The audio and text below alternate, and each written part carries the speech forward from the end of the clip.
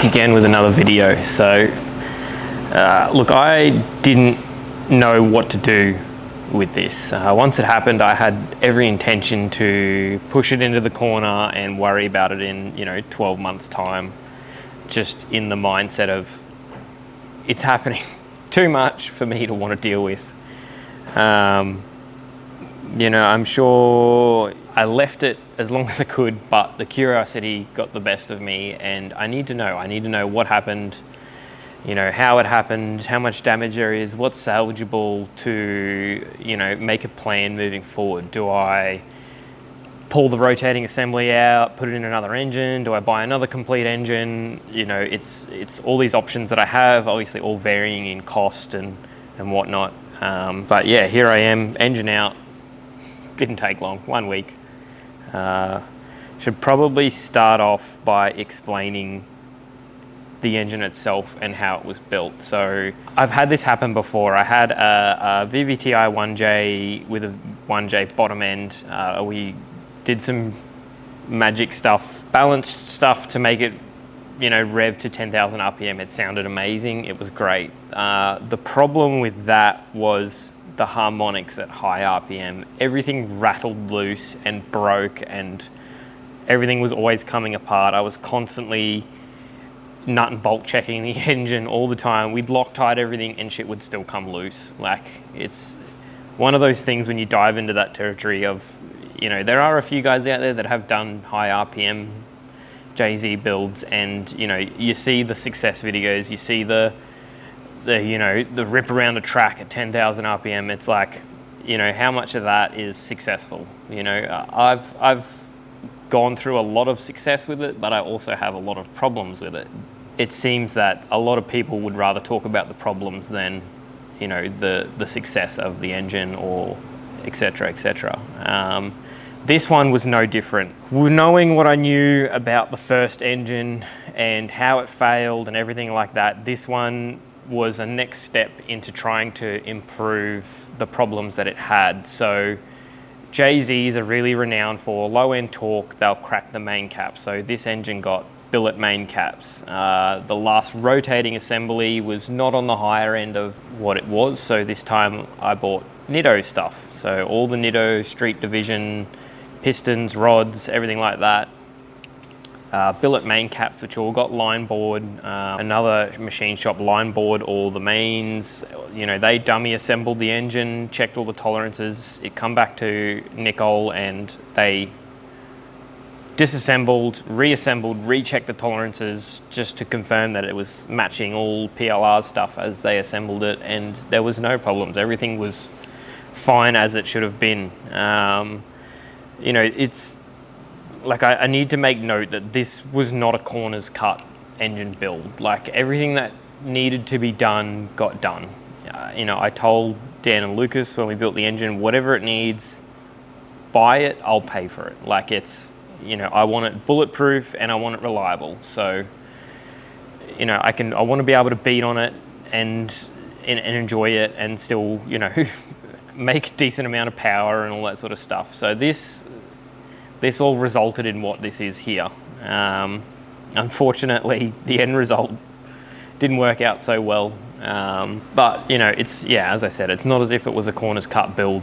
Everything was, the best parts. It was Nitto stuff, it was Turbo Smart, it was OEM Toyota whenever it needed it. It's full of Mazworks stuff, genuine turbos, genuine manifolds, everything like that.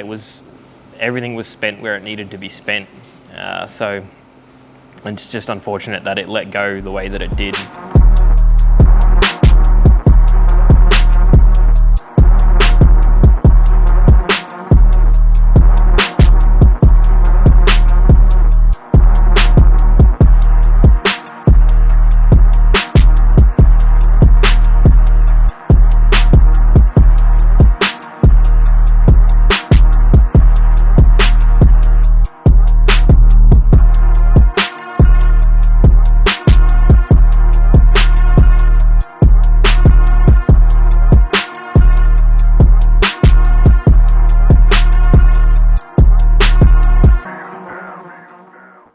So pull the engine, pull the sump off, pulled everything off that needs to come off to check and assess the damage.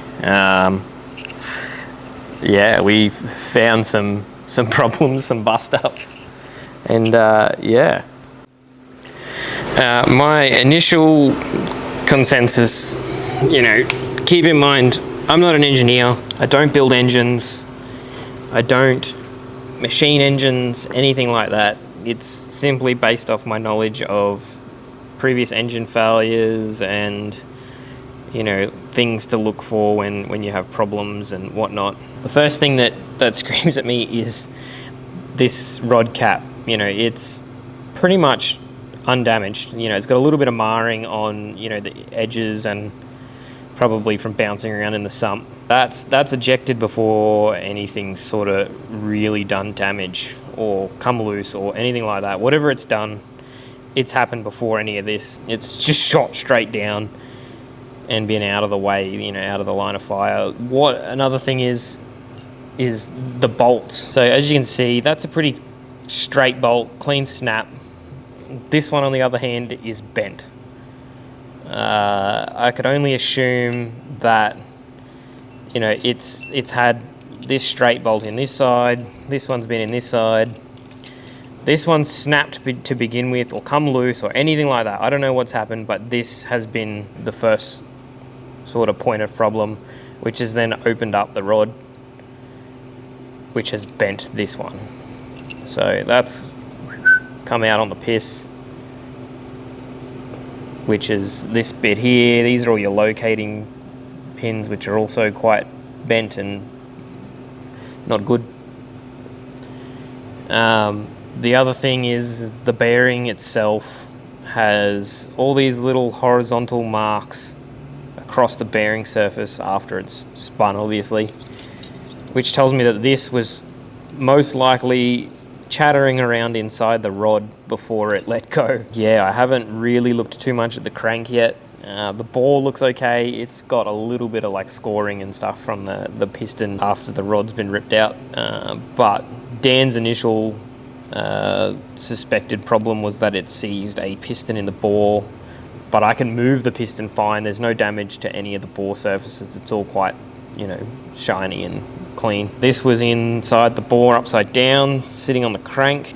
She's had a hard life. It's interesting, all the tears through the rod, a broken Nitto rod for you. But yeah, that's where we're at.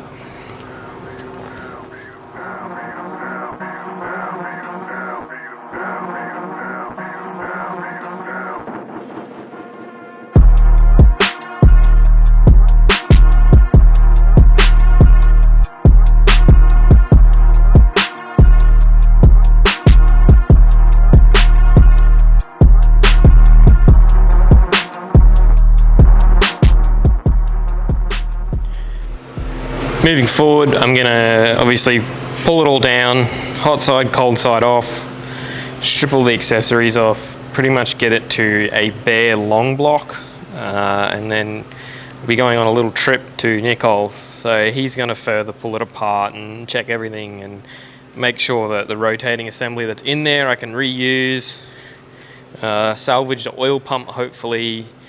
At this stage I plan on just putting a Toyota 2J short block, just oil pump straight on, leave it at low boost, drive it at that for the meantime while I rebuild another bottom end.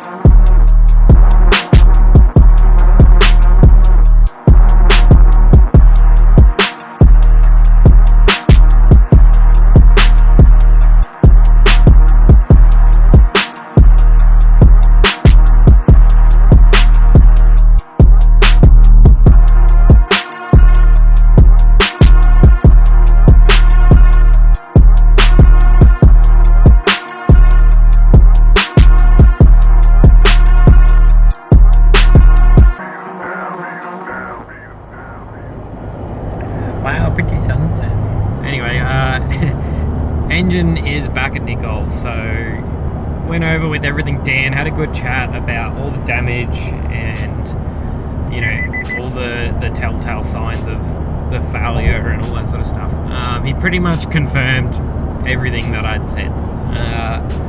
One bolt had a few signs of stress, fatigue in the casting. Whether or not it's happened at that event or at an earlier date or anything like that, it's unknown. But there is multiple points of fracture in the bolt, and then you can see where it's finally let go, which pretty much means it's just a part failure. So, you know, whether or not it's a bad batch of bolts from ARP, or it's definitely not an over-torqued problem or a problem where it's come loose. There was no signs of the bolt head, you know, moving or chattering or anything like that on the rod cap. But yeah, it's definitely just a fatigue thing. So if it was a loose bolt or anything like that, it would have happened on the dyno in the first 5 minutes of it running. Like it's one of those things. Pretty much part failure. There's no one at fault. It's no one's to blame. It's just a failure of a part. That's it. The reason I have dropped the engine back at Nichols is they're going to pull the head off, assess the damage in the sense of, I'm pretty sure the piston has hit the valve a few times. The gudgeon pin was ripped out of the piston, but hopefully that's all salvageable and the head can go on a 2J short block from Toyota.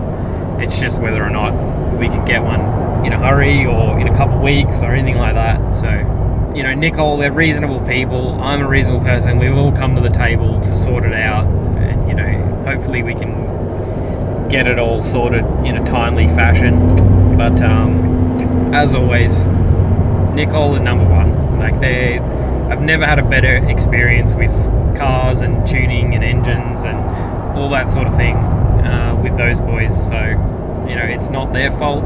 It's just simply a part failure. So anyway, that will probably be the end of this one. But yeah, keep watching. You know, we'll get it all sorted back together and rip it in no time.